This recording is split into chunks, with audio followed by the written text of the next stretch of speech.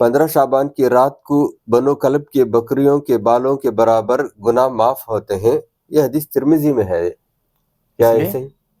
اس لیے 15 شعبان مناؤ بول رہے ہیں. جی اچھا، یہ بات جو بھائی نے کہی ہے یہ آ کر ترمذی کے اندر یہ حدیث ہے.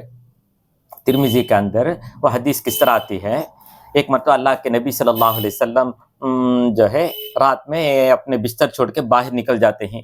ماں عائشہ رضی اللہ عنہ دیکھتے ہیں کہ بستر پر اللہ کے نبی موجود نہیں ہیں، تو تلاش کرتے ہوئے جنت البقیع قبرستان تک پہنچ جاتے ہیں. وہاں جا کر دیکھتے ہیں تب اللہ کے نبی نے عائشہ رضی اللہ عنہ سے کہا کہ عائشہ معلوم نہیں کیا آج کی رات کیسی ہے؟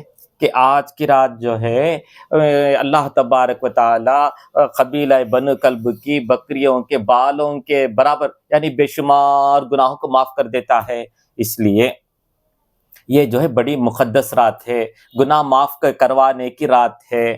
تو اس لیے جو ہے اس میں جا کر عبادت کرنا ہے، دعا کرنا ہے، معافی مانگنا ہے. یہ حدیث پیش کرتے ہیں ترمذی کی حدیث.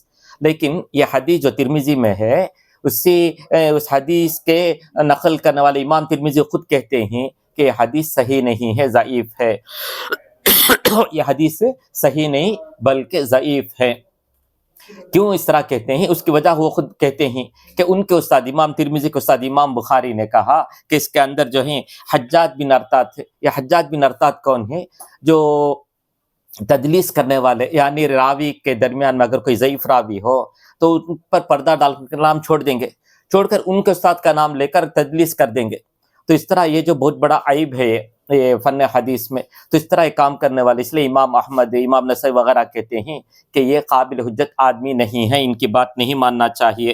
اور اسی طرح ابن المبارک کہتے ہیں کہ یہ جو حجاج جو ہیں امام زہری سے جو ہے ایسے جھوٹے حدیثیں بیان کرتے رہیں گے، اور یہ حدیث بھی اسی طرح کی ہے.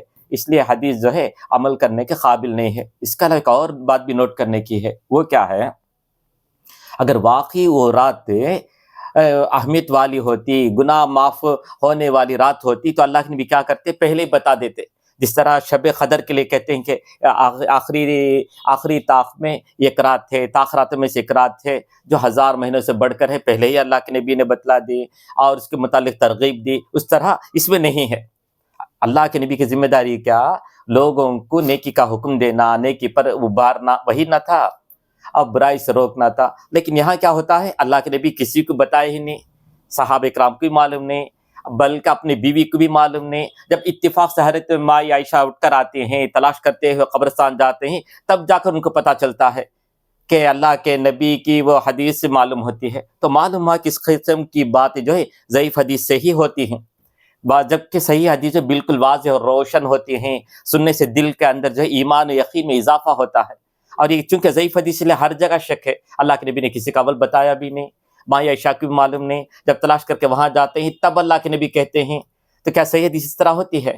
اس لیے جو ہے یہ جو، اور اس کے علاوہ اس کے اندر جو راوی ہے حجاج بن ارطاط، وہ بھی قابل بھروسہ نہیں. امام بخاری کہتے کہ یہ جو ہے جن سے روایت کرتے ہیں یعنی یحییٰ ابن ابی کثیر سے، ان سے ملے ہی نہیں تو کہاں سے ملاقات کریں گے؟ اس طرح اور بھی بہت ساری باتیں ہیں. اس لیے یہ حدیث بھی قابل حجت نہیں. ایک جملے میں کہنا ہے تو خلاصہ کلام ہے کہ 15 شعبان کی رات کو جاگنے اور دوسرے دن روزہ رکھنے کے متعلق یہ ایک حدیث بھی صحیح سند کے ساتھ ثابت نہیں ہے. اس لیے 15 شعبان کی رات کو جاگنے کی بھی ضرورت نہیں، اس دن جو ہے روزہ رکھنے کی بھی ضرورت ہی نہیں ہے.